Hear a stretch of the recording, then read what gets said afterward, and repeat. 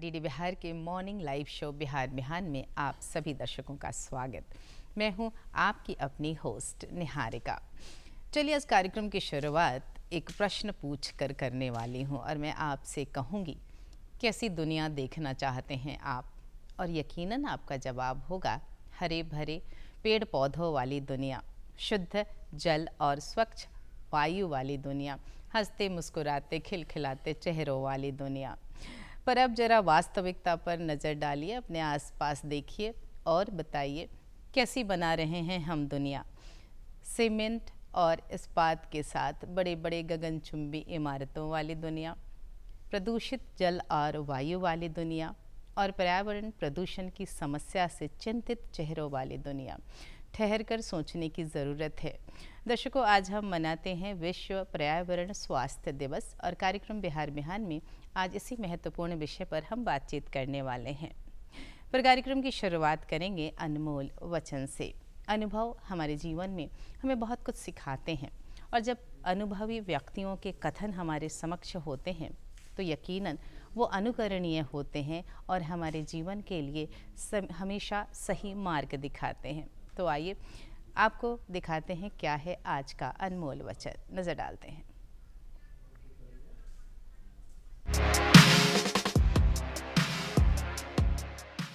महात्मा गांधी ने कहा था, एक विनम्र तरीके से आप दुनिया को हिला सकते हैं।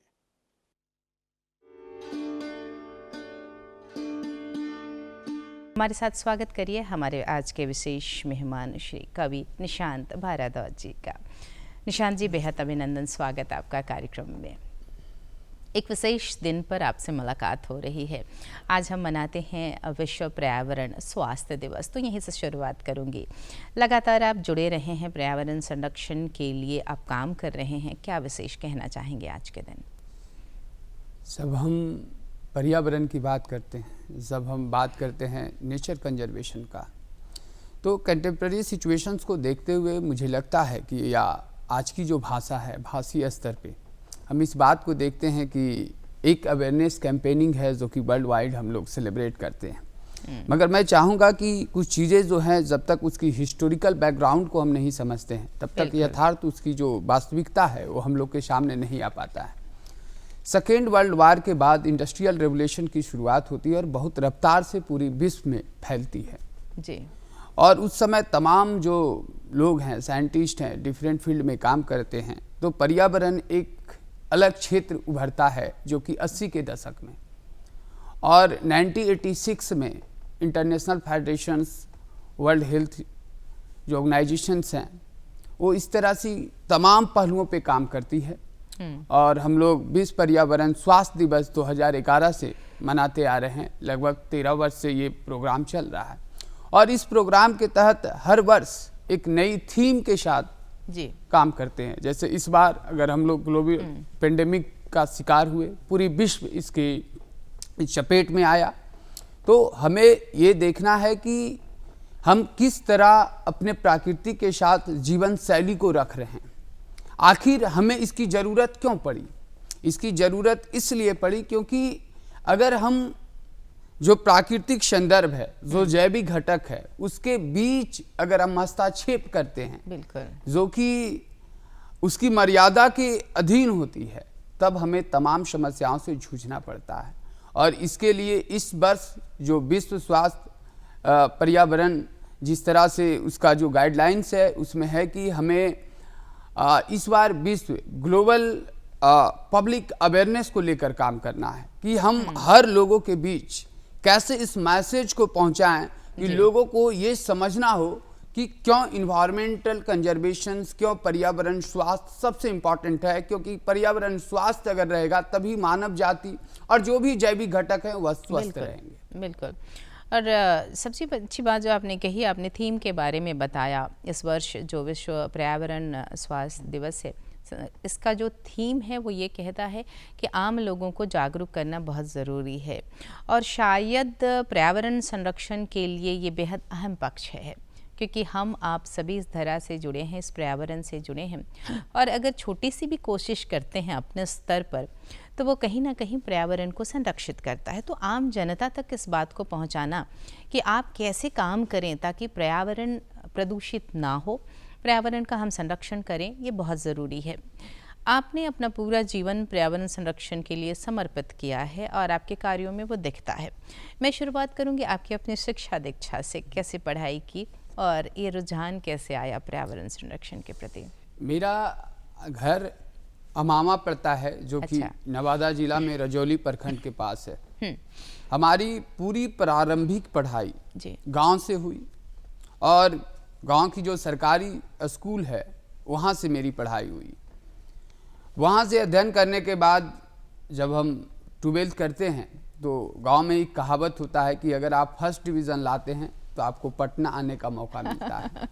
तो हमने 10वीं की परीक्षा में प्रथम श्रेणी से पास हुआ और उसके बाद मुझे पटना आने का मौका मिला। पटना में हम लोगों ने पढ़ाई किया लगभग 2 साल और उसके बाद हमारी पुणे भारतीय विद्यापीठ यूनिवर्सिटी में एडमिशन्स हुई।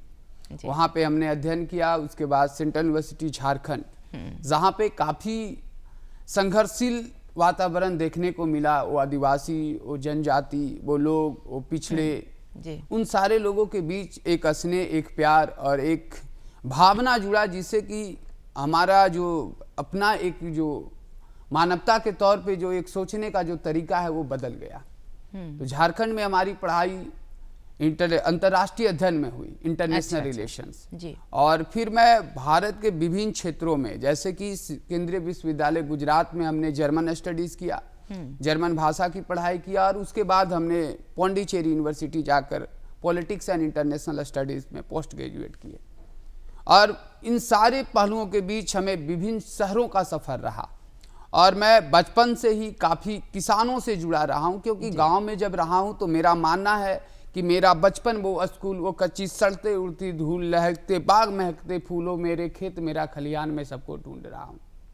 और मैं इस बात को दूरदर्शन के माध्यम से भी लोगों को कहना चाहता हूँ कि आप जहाँ भी रहें अपनी माटी, अपनी गाँव से जुड़ के रहें। तो मेरा उद्देश्य रहा कि मैं शिक्षा के साथ साथ अपनी जो संपदा है उसके साथ मैं जुड़ के रहा और भारत के विभिन्न क्षेत्रों में काम किया, जो कि पैन इंडिया हमारा काम चलता है। और आज 27-28 साल की उम्र है हमारी और हम भारत के विभिन्न क्षेत्रों में लगभग 21 नेशनलाइज इंस्टीट्यूशन के साथ काम कर रहे हैं। एक सबसे बड़ी बात आपके साथ हम शेयर करना चाहेंगे कि 2018 में हमने पूरी बिहार में साइकिल भ्रमण किया जी। और उस साइकिल भ्रमण के समय हम लोगों से स्मॉल स्केल पे वाटर शेड मैनेजमेंट की बात कर रहे थे, जो जन जीवन हरियाली के पहले। और उस समय उस पूरी बिहार के 200 गांव में भ्रमण किया, 21 तालाबों का निर्माण किया। और फिर जब मेरी यात्रा स्थगित हुई मोतिहारी, गांधी म्यूजियम मोतिहारी, तो उस साइकिल को म्यूजियम के अंदर रखा गया है। अच्छा।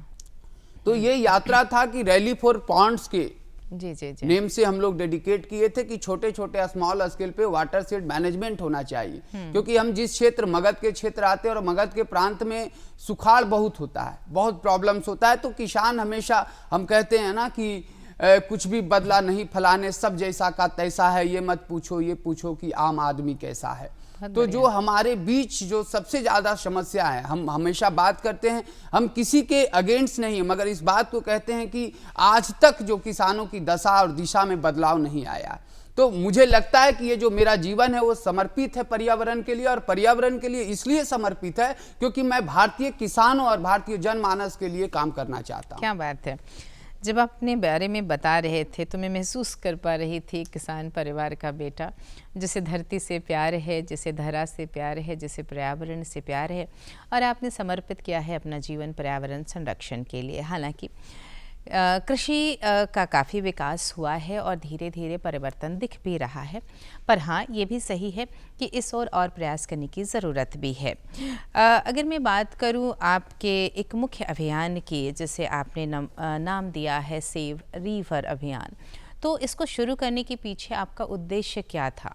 हाँ, पहली बात ये थी कि मैं सबसे पहले कुआं, छोटे छोटे तालाब पे काम किया और उसके लिए साइकिल यात्रा भी किया जी। फिर मुझे लगा कि ये ग्लोबल इश्यूज हैं और ये बहुत बड़ी समस्या है।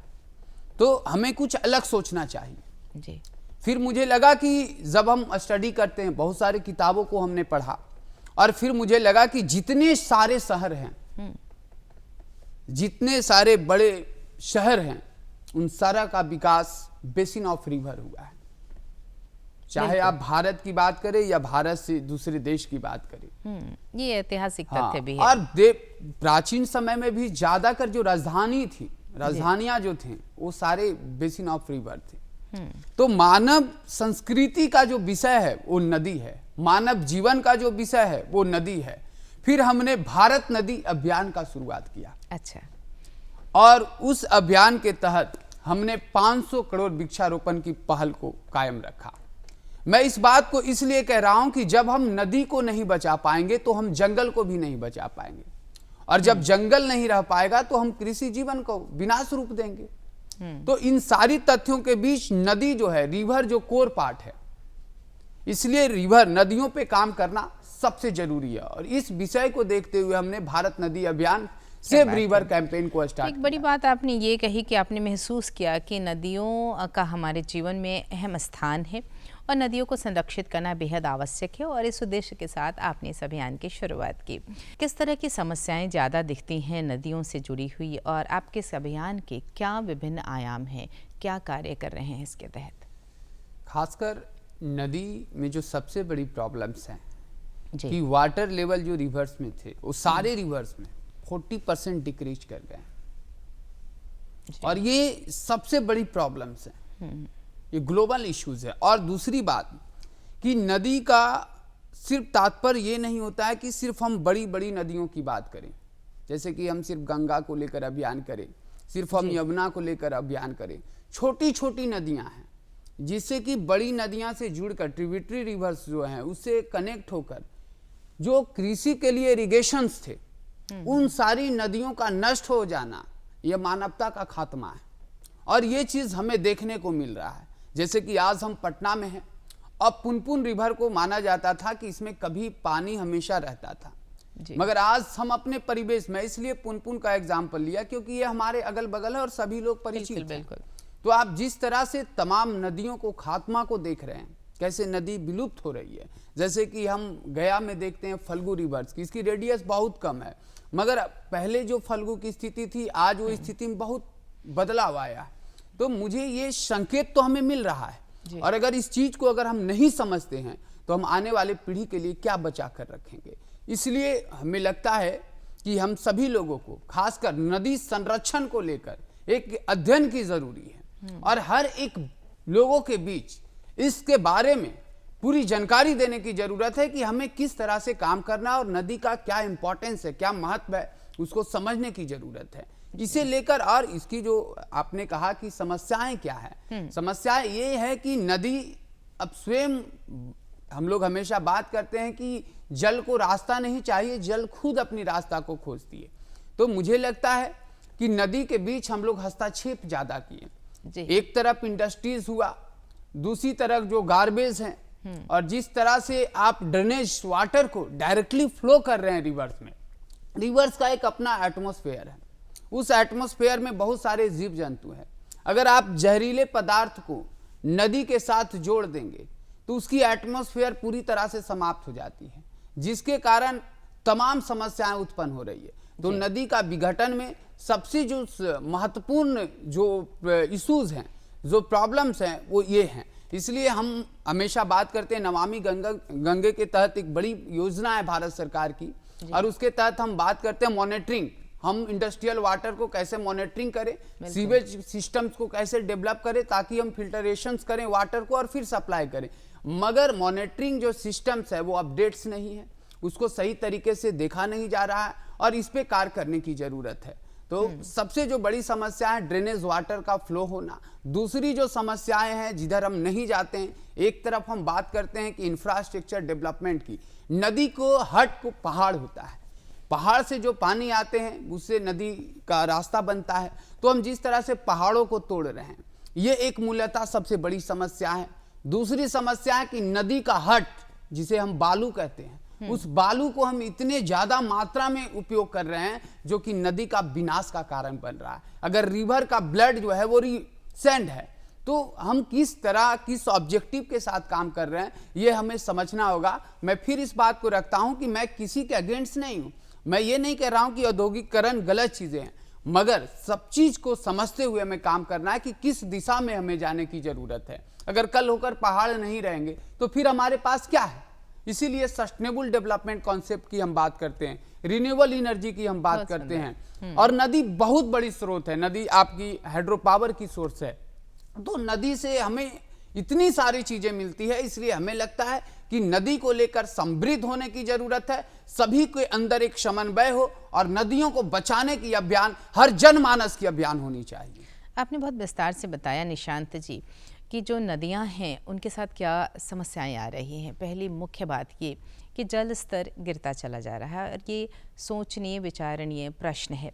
आपने ड्रेनेज के बारे में भी कहा, जो इंडस्ट्रीज़ हैं उनके जो वेस्ट मटेरियल्स आते हैं उसके कारण जो नदियों के पानी को वहाँ का जो नदी का जो अपना वातावरण है, जो उसका पारिस्थितिकी तंत्र है, वहाँ जो परेशानियाँ हो रही हैं सब जानते हैं और शायद समझते भी हैं। पर चूँकि आप इतने दिनों से लगातार काम कर रहे हैं, मैं चाहूँगी कि कुछ सुझाव ज़रूर दें कि हमें करना क्या चाहिए। समस्या पर हमने बातचीत कर ली, पर ज़रूरी ये है कि जो संपदा हमारे पास है, जो ये प्राकृतिक संपदा, ये जो नदियाँ हमारे पास हैं, उनका हम संरक्षण करें। जागने की ज़रूरत है और कदम बढ़ाने की ज़रूरत है। क्या सुझाव देना चाहेंगे? देखिए, अब आप रिवर्स की बात करते हैं जी, तो ये बहुत ब्रॉड सेक्टर है, इसलिए सिर्फ हम छोटी छोटी मुद्दों पे बात करके रिवर्स की जो प्रॉब्लम है उसको सॉल्व नहीं कर सकते। इसको पूरी नेशन वाइड कैंपेन चलाना होगा और बहुत हार्ड एक्ट गवर्नमेंट को एक्शन प्लान करना होगा।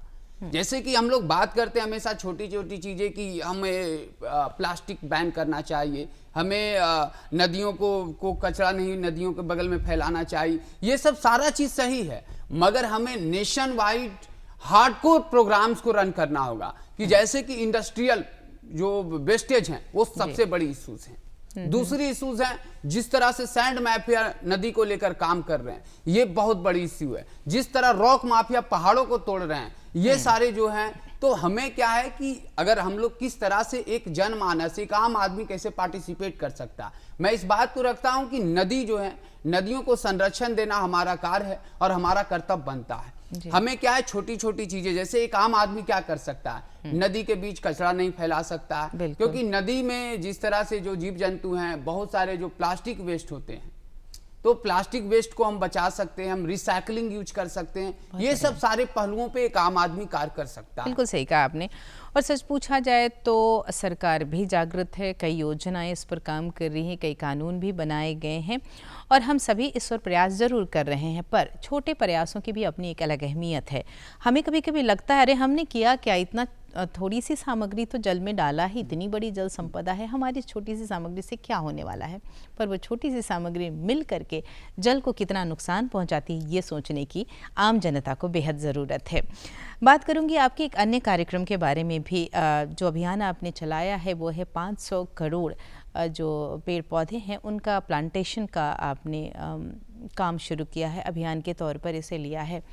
तो इसके तहत क्या कार्य कर रहे हैं, कहाँ कहाँ जाना हुआ और कितनी प्रगति हो रही है?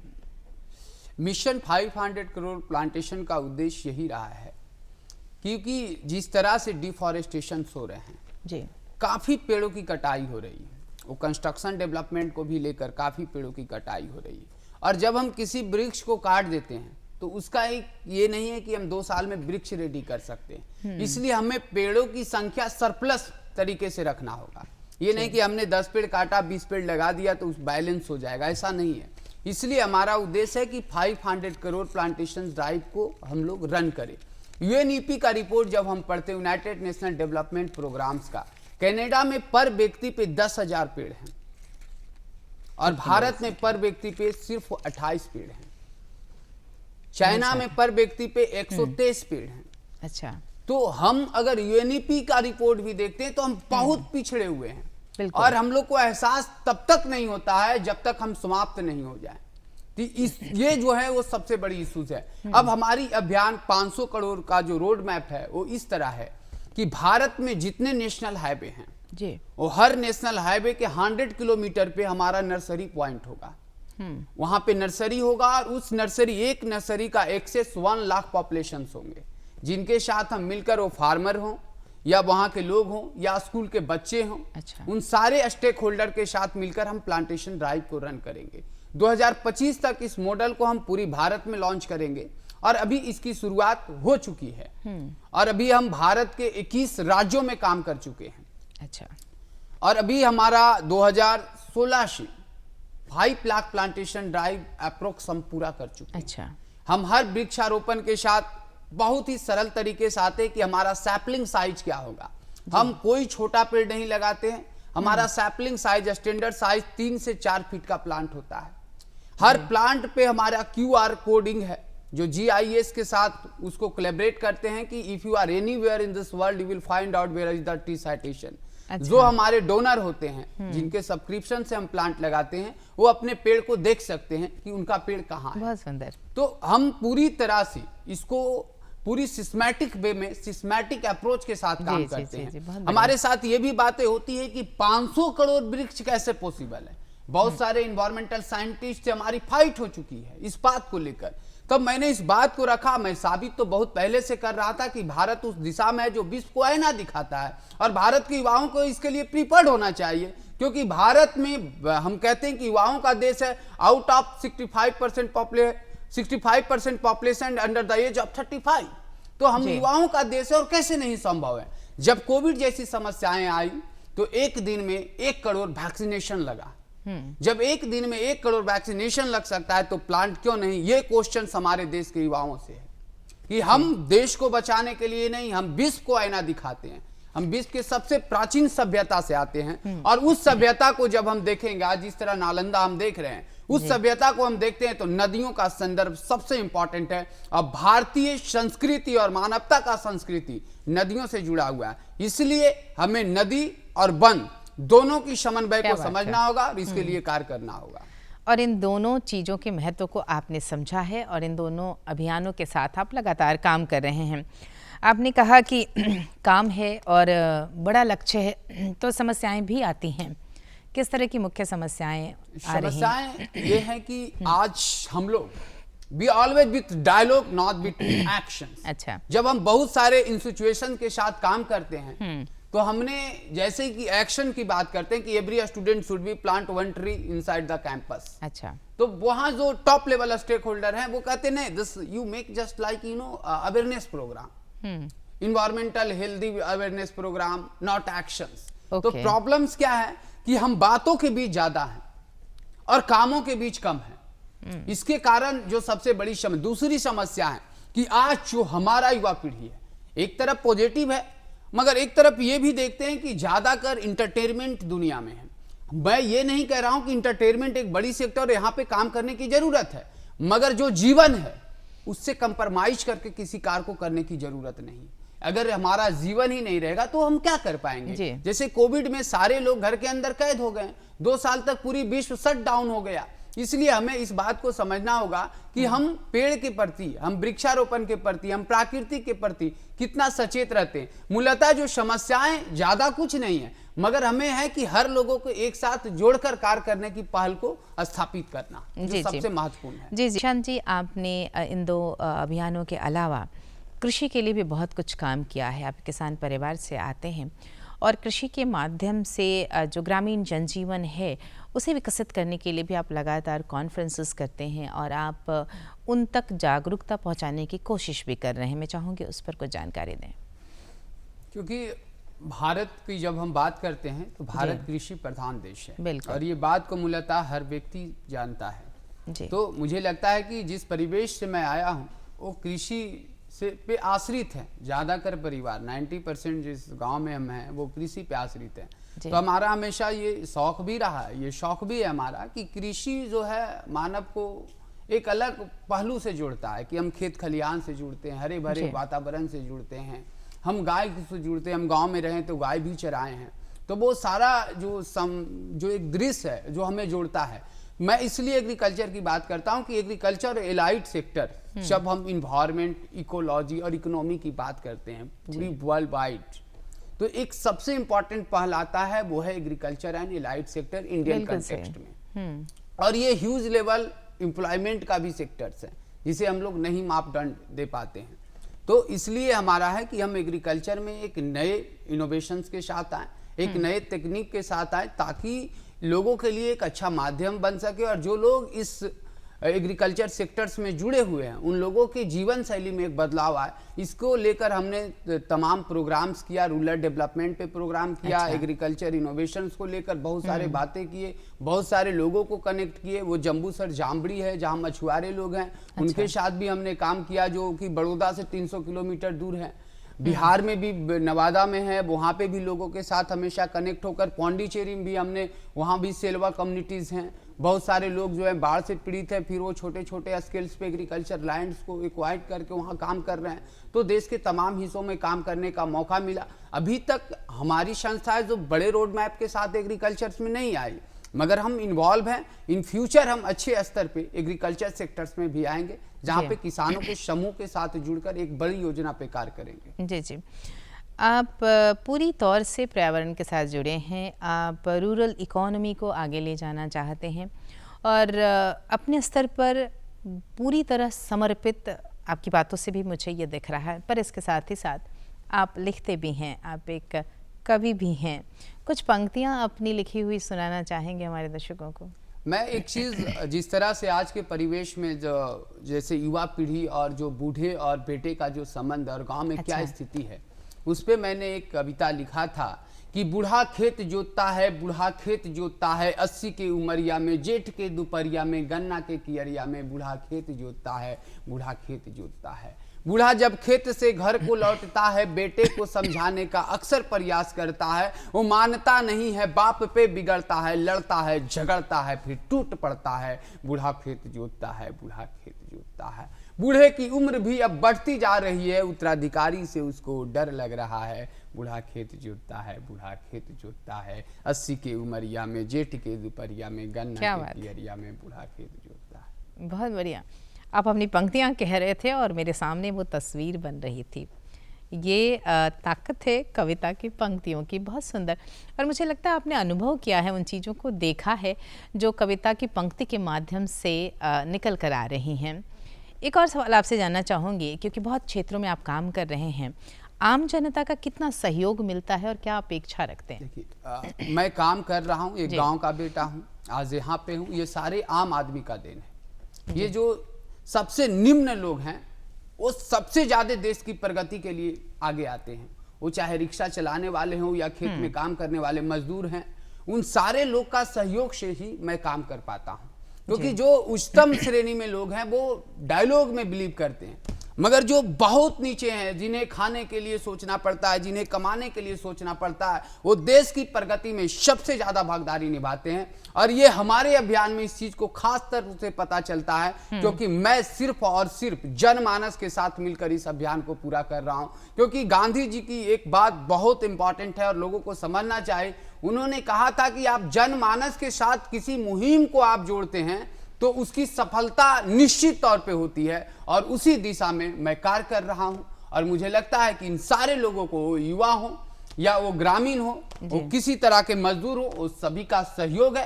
थोड़ा मोड़ा सारी जगह कुछ ना कुछ होता है, मगर देश के तमाम युवा पीढ़ी हमारे साथ हैं और मैं इस साथ जुड़ कर कार्य कर रहा हूँ।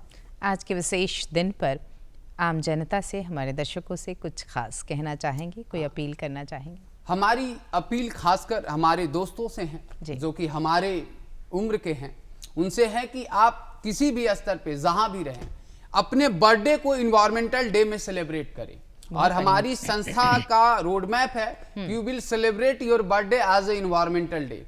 अभी और जो भी हमारे मेंबर्स हैं वो सभी लोग अपने जन्म दिवस में वृक्ष लगाते हैं। और मैं भारत के तमाम लोगों से कहना चाहता हूं कि आप अपने वृक्ष, अपने जन्म दिवस पे, अपने बच्चों के जन्म दिवस पे वृक्षारोपण जरूर करें। अगर आप किसी कारण से नहीं कर पाते तो धरती फाउंडेशन के माध्यम से आप वृक्षारोपण कर सकते हैं, और इसी के साथ हम अपनी अभियान को पूरा करेंगे। जी जी, तो एक बहुत अच्छी बात आपने ये कही कि अगर हम अपने जन्म दिवस पर वृक्ष लगाते हैं तो कहीं ना कहीं हम खुद के लिए ही एक बहुत अच्छा उपहार लेकर आते हैं, क्योंकि जब वो वृक्ष इस धरा पर बड़ा होगा तो वो हमारे पर्यावरण को सुंदर बनाएगा, हमारे पर्यावरण को स्वस्थ बनाएगा। अगर हम डेवलपमेंट की बात करते हैं तो बहुत सारी, आपने भी कहा सस्टेनेबल डेवलपमेंट बहुत ज़रूरी है, तो इस पक्ष पर कोई सुझाव देना चाहेंगे? हम लोग हमेशा इस बात को कहते हैं, क्योंकि अभी जिस तरह से जैसे कि इलेक्ट्रिसिटी जिस तरह से यूज कर रहे हैं, तो जैसे हमने सस्टेनेबल रिसोर्स को लेकर सोलर एनर्जी को डेवलप किया, हाइड्रो एनर्जी को डेवलप किया, हाँ। और जो परमाणु एनर्जी वो बहुत खतरनाक है हमारे लिए। तो हमें सस्टेनेबल तरीके से ही काम करना है। जैसे एग्रीकल्चर सेक्टर में क्या सस्टेनेबल हो सकता है कि जिस खाद्य पदार्थ को यूज करते हैं वो सस्टेनेबल होना चाहिए। जो आज के 20 साल पहले हम लोग गोबर का जो यूज करते थे, वो वर्मिंग कंपोस्ट यूज करते थे, तो वो सारी चीजों को हमें देखना होगा। अभी जिस तरह से हम प्लास्टिक को यूज कर रहे हैं, हमको रिसाइकलिंग वेस्ट प्रोडक्ट्स को इस्तेमाल करना, तो इन सारी पहलुओं पे हमें सोचने की जरूरत है और पूरी तरह कार्य करने की जरूरत है। तो जो आपने अंत में भी कहा वो बहुत अच्छे सुझाव के साथ आप लेकर आएँ, क्योंकि रिसाइकलिंग की भी ज़रूरत है, वेस्ट मैनेजमेंट की भी ज़रूरत है और सतर्क रहने की ज़रूरत है। हर काम को ये सोचकर करने की ज़रूरत है कि ये हमारे पर्यावरण को किस हद तक नुकसान पहुंचा सकता है और हम कैसे पर्यावरण को संरक्षित करें। आपकी पूरी बातचीत के लिए आपको दिल से धन्यवाद, आपने वक्त निकाला, बेहद धन्यवाद आपका। नमस्कार। और दर्शकों, आज हमने बातचीत की श्री निशांत भारद्वाज जी के साथ, देखा उनकी मुहिम के बारे में। एक छोटी सी कोशिश भी बड़ी सफलताएं लेकर आती है, और जब पर्यावरण का सवाल आता है तो हम सबके लिए बेहद ज़रूरी है कि हम सतर्क हो जाएं, हम सोचें समझें कि हमारी कोई भी क्रिया, हमारा कोई भी काम पर्यावरण के विरुद्ध नहीं जाना चाहिए और हम पर्यावरण संरक्षण के लिए ज़रूर सोचें। फ़िलहाल आपसे कहूँगी कि आप हमारे कार्यक्रम के बारे में ज़रूर सोचें, बताएं कैसा लगता है आपको हमारा ये कार्यक्रम। हमें ख़त लिखें और हमें ईमेल भेजें। इसके लिए नोट करें हमारा पता है कार्यक्रम बिहार बिहान, निदेशक DD बिहार, दूरदर्शन केंद्र पटना, फ्रेजर रोड पटना 800001। हमारा ईमेल ID है director dd के patna@gmail.com।